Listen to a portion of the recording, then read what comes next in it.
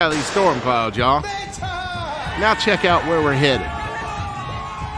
This is like nothing you've ever seen before. We're fixing to check out Continental Kitchen. Hold your hats.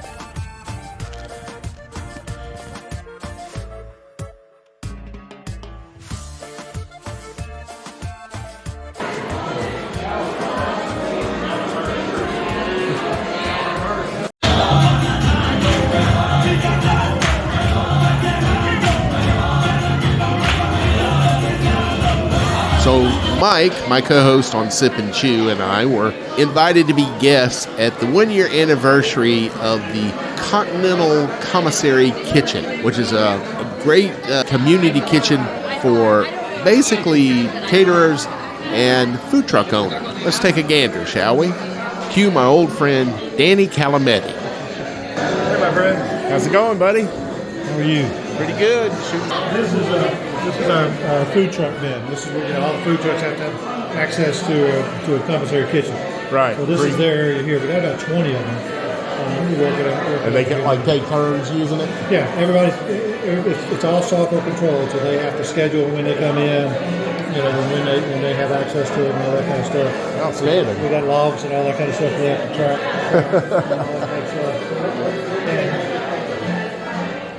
The health department requires them to come or not. Right. Basically, we've got two commercial kitchens out here. We got an old refurbished stove, we got a new stove. We got convection equipment here. We got some new ovens. So, walk-in freezer, walk-in refrigerator. And the idea is that our partners contract for what they need. If they're a baker, they just need baking stuff, they contract for that equipment. It's all software controlled. They sign a contract. This is what I need. This is when I need it. And they can schedule it. If they have if they're a caterer and they have something come up, they can check the schedule and make sure there's availability and book all that kind of stuff. The next day, Mike and I had Danny call in and be a guest on our show, Sip and Chew, where he gave a little better information and without the background noise about what goes on at the kitchen. Danny Calametti, do you have any information about that? I do. So that's a project of the Hispanic American Business Association of the Gulf Coast. And the Continental Commissary Kitchen, they did a lot of work. Dr. Leda Javier was the leader of this project. It was a project of love and a lot of sweat. But so the idea was that a lot of times when these folks, in this sense it was the Hispanic group, it was addressing an issue in the Latin community. That they'll move up from Latin America, and some of them have professional degrees, nursing degrees, engineering degrees. That don't translate into a job opportunity over here right away. So what they end up doing is they do what they did in their home country. They cook. And so oftentimes they cook, and they may on occasion sell those wares not to you and I, but to people they know, and sometimes without benefit of the proper certifications and all that. So what we did a couple of years ago is we worked with Bishop State. We got a grant from OB United, worked with Bishop State and also with Coastal to translate their culinary programs into Spanish.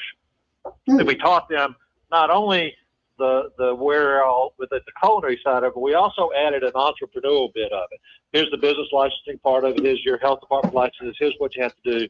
And we had about 60 people that went through those classes over 2 years, but they were still cooking out of their homes. And so we worked with Marcel Ludgood from the County Commission and some others to get some grant money and to convert, and they did a really nice job, convert the old Bojangles into the Continental Commissary Kitchen. It's a shared workspace for folks that are interested in trying to get started in the culinary arts.